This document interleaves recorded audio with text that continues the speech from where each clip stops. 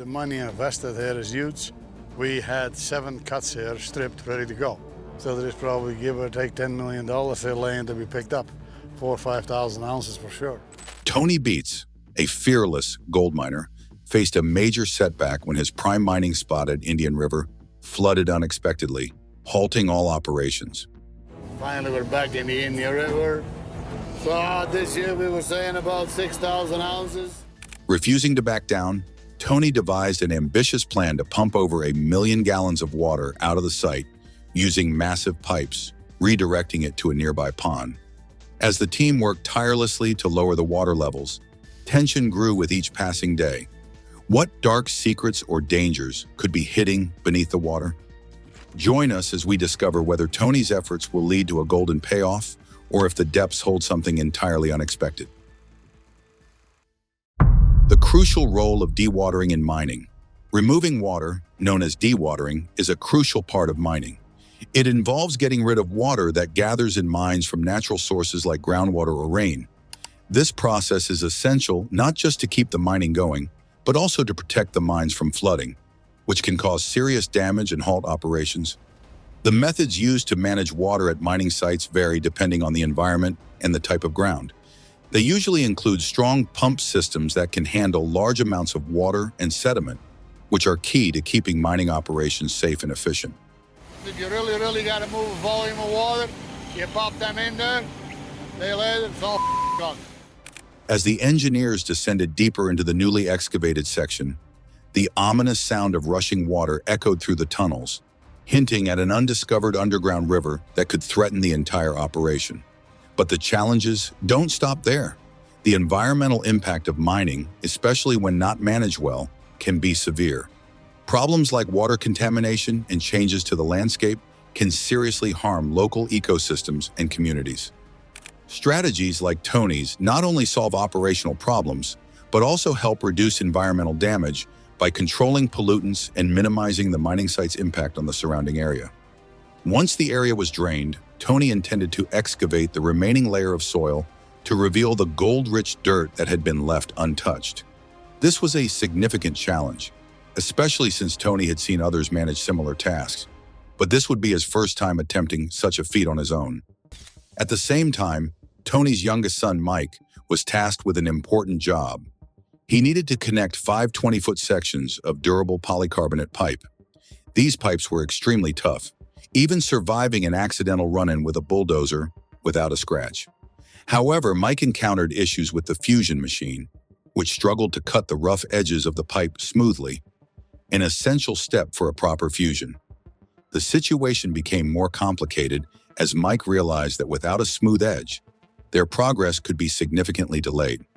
I've been around and watched other people do it, but this is the first time I've ever done it. After managing to achieve a smooth edge, a heating plate, heated to 400 degrees Fahrenheit, was placed between the pipe ends to melt them and permanently fuse the pipes together. The success of this fusion was crucial, as it would enable the team to quickly drain the mining area, allowing them to begin gold extraction soon after.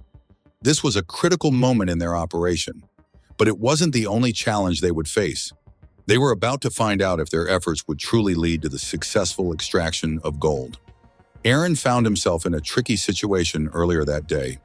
He had accidentally snagged a pole, turning what should have been a routine task into a complete mess. To make matters worse, his truck got stuck in the middle of nowhere, causing a significant traffic jam. The situation felt as if an enormous obstacle, much like an old ship, was blocking the road. The need to resolve the issue and get things moving again became urgent. Careful and deliberate action was required to clear the road. After some effort and precise maneuvering, Aaron managed to get everyone moving again. It was an unexpected challenge, especially for this early in the season, but it was handled successfully. Aaron found himself surprised by the outcome, realizing he was the first to tackle such a mess this season. However, he knew he wouldn't be the last to face similar obstacles. I kind of assumed that I wasn't going to be the first one, but apparently I was, and I'm not too upset about it. I won't be the last for sure this season. As the season progressed, about halfway through, there was a breakthrough. The team struck gold at the Indian River, a significant moment since it had been over 4 years since any gold had been found in that area. The discovery of even small pieces of gold was thrilling, and it brought a sense of accomplishment to the team. Tony, the leader, gathered everyone to celebrate the find, marking a successful moment in the season. Returning to the Indian River, the team felt a renewed sense of purpose. The area had been drained and graded, and the next step was to pan for gold. Their efforts paid off as they found several sizable flakes, 6 in total. The sight of those shiny pieces of gold was a satisfying reward for their hard work. With everything now in place, the team was ready for the next phase. Setting up the wash plant was the final step before they could start extracting the gold in earnest. There was a strong sense of anticipation and confidence that the gold was ready to be pulled from the ground, signaling a successful season ahead. Taking a helicopter ride was undoubtedly the highlight of the experience, especially during a demanding season.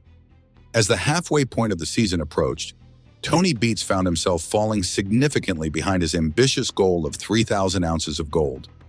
Motivated by the highest gold prices ever seen, Tony was determined to increase his operations. Deep in the remote Yukon wilderness, he had his sights set on a unique piece of equipment that could potentially change everything: a portable wash plant. Oh, you seen that there, Kevin? Does that look like quite a contraption to you or what? That looks like a lot of something. Looks like something I would buy. Yeah, it definitely does. The trommel is a tool used in mining and other industries to separate materials by size. It's made up of a rotating drum that helps sort out different materials, like in mining, recycling, and waste management. This tool has been around for a long time. Interestingly, it started as a musical instrument before people figured out it could be useful in other ways. The drum itself is usually made from materials like metal, plastic, or rubber, and can be set up either on a slant or flat, depending on what it's being used for. In mining, trommels play a big role in sorting and classifying things like soil, rocks, and sand. They are especially good at helping to process gold by separating gold-rich material from larger rocks and debris. Can either be stationary for bigger operations or mobile for smaller, on-site jobs. Some designs even include vibrating trommels, which are particularly helpful for sorting out finer materials. As the chapter closes on dewatering strategies, the unfolding story shifts focus to the next hurdle in the mining saga: trommel maintenance and operation.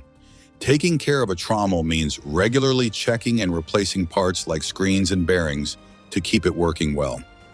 But there's more to it than just maintenance. Trommels can be pricey to buy and set up. Plus, they tend to be noisy and produce dust, which might need to be managed. But the cost and maintenance aren't the only challenges. The first challenge was transporting it across a stream without getting soaked. Tony and his team had to navigate the icy water carefully, stepping through the deeper parts with caution. Upon closer inspection, the trommel revealed itself to be an impressive machine, well-built and equipped with hydraulic motors for each wheel, making it capable of moving almost on its own. It was designed to scoop up dirt and separate waste from valuable material, allowing it to process large amounts of soil and reach the gold-rich layers beneath. While some adjustments might be necessary, there was optimism that the trommel could be started up and put to work effectively. The stakes were undeniably high, but the potential reward was even higher. Tony had been eyeing this piece of equipment for a long time and was finally able to acquire it at a reasonable price, no longer in the $1 million range. If the trommel worked as hoped, it would be a game changer. If not, at least they would have tried. But this was just the beginning. Transporting the trommel back to base would not be easy. Well, first we're gonna get the D6 attached to the frame. This is gonna get attached to the trommel, and the 220's excavator is gonna get attached to the trommel. Far from Paradise Hill, Tony and his team gathered at Moose Creek, preparing to move the colossal machine. With everything in place and the crew motivated, it felt like they were gearing up for a significant operation. This was a formidable challenge, but it was one they were ready to take on. However, this was just one of many challenges they would face in their quest for gold. During an exciting adventure, Joe guides Tom through a tricky path near a creek, showing him the same route he had taken earlier. As Tom makes his way, the scenery around them is filled with the sound of music, adding a bit of drama to the moment. Soon after, Mike embarks on his first journey into unknown territory. He notices how these first-time experiences feel like they last forever. As he walks, something catches his eye in the distance, sparking his curiosity. The journey takes a toll on him physically, and he jokes about needing to relearn how to walk, feeling as wobbly as jelly after the rough trip. While they're on this tough expedition, things take a turn when Mike damages a rim while trying to navigate a sharp corner. It's an expensive mistake, adding stress to their mission. Meanwhile, Tony, the team leader, is focused on a big task, moving a massive 35-ton trommel from Moose Creek within 3 days. His plan is to take it apart piece by piece, starting with the conveyor and ending with the huge 20-ton drum. Checking the tire pressure so that we know we got to pump them up a bit, because we're going to pull those legs up to get it lower. As they move forward, Tony skillfully directs the team to carefully maneuver the heavy conveyor using a pipe layer. This is a crucial moment filled with precise commands and cautious movements. They successfully remove the conveyor, giving them a sense of accomplishment. But Tony reminds everyone not to get too comfortable. There's still a lot to do. At the end of the day, the team looks back on their progress, feeling good about successfully transporting the equipment and setting up the necessary infrastructure. Back at camp, Parker shows off the simple bunkhouse where the crew will sleep. He claims a bed with a slightly better mattress, setting himself up for a comfortable night after the hard day's work. With a playful warning about privacy, he jokingly sends the others out of his makeshift bedroom, ending the day on a lighter note. Parker, still in a good mood, signs off by reminding everyone to keep watching their adventures on Discovery Australia. The scene unfolds like a carefully choreographed dance, though the movements are more suited to solid ground than to the air. The task at hand is not about leaping, but about steady, precise action. Mike is focused, fully aware of the stakes. The crew knows that if they backtrack now, the situation could quickly spiral out of control. They press on, each movement calculated. Congrats on your first house, man. Yeah, Thanks. Yeah, it's nice house. Really. it's something. Well, Parker, I know this is your starter home. We finally have a home. That's really cool. As if they were choreographing a complex routine, the enormous piece of equipment they're working with is temporarily set aside, a necessary pause before the real work begins. Now the team shifts their focus to installing a culvert, a critical task given the ongoing snow and ice melt. Time is of the essence. The creek's flow will only get stronger as the ice continues to melt. They need to get the culvert in place before the water becomes too wild to manage. The heavy culvert is hoisted and dragged to the creek, with everyone on high alert, ensuring safety and precision. Mud is cleared from the equipment, and careful adjustments are made. The chains are removed, and the team assesses the alignment of the culvert. If it doesn't fit perfectly, they're prepared to make it work by force if necessary. The culvert, a massive 20-ton by 6-ton structure, needs to be precisely positioned in the middle of the stream to ensure the water flows smoothly beneath the road. The team nudges the culvert into place, making small adjustments until it's exactly where it needs to be. But this isn't the end of their challenge. The next step is to build up a bank and fill in the area around the culvert. It needs to be level and solid to support the road above.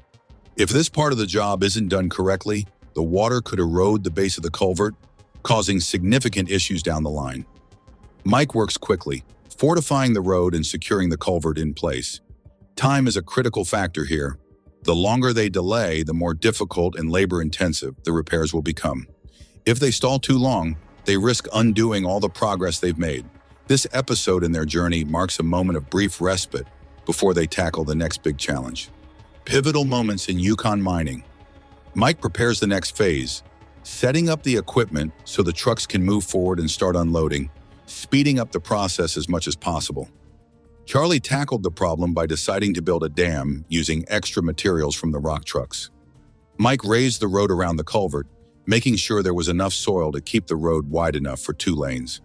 This made it possible for pickup trucks and other vehicles to cross the creek without having to drive through the water, which solved the issue. When they got back to the India River, there was a sense of excitement. They had successfully moved most of the team, and they were ready to start the next phase of their work.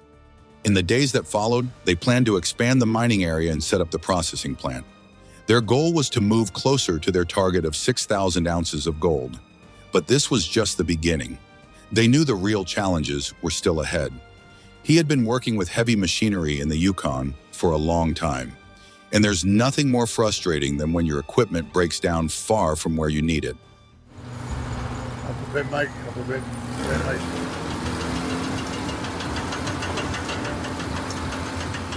nice. Okay, you get out of the way. This time, during Parker's big mining operation at the Money Pit, our main D11 bulldozer broke down in the worst possible spot. Now he has to bring in another bulldozer just to reach the broken one, because it's too far away for our service trucks to get to it.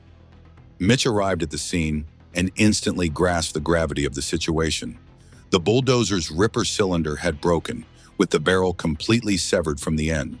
This catastrophic failure had left the blade embedded deep in the mud, rendering the bulldozer immobile. As he assessed the damage, Mitch couldn't shake the thought that his timing, once again, had been nothing short of terrible. We realized that one of the two cylinders that control the ripper had snapped, so we needed to replace it to get the blade out of the mud. Mitch came up with a plan to push some debris aside so we could get better access to the ripper. It was a tough job, but we managed to move the bulldozer just enough to start the repairs.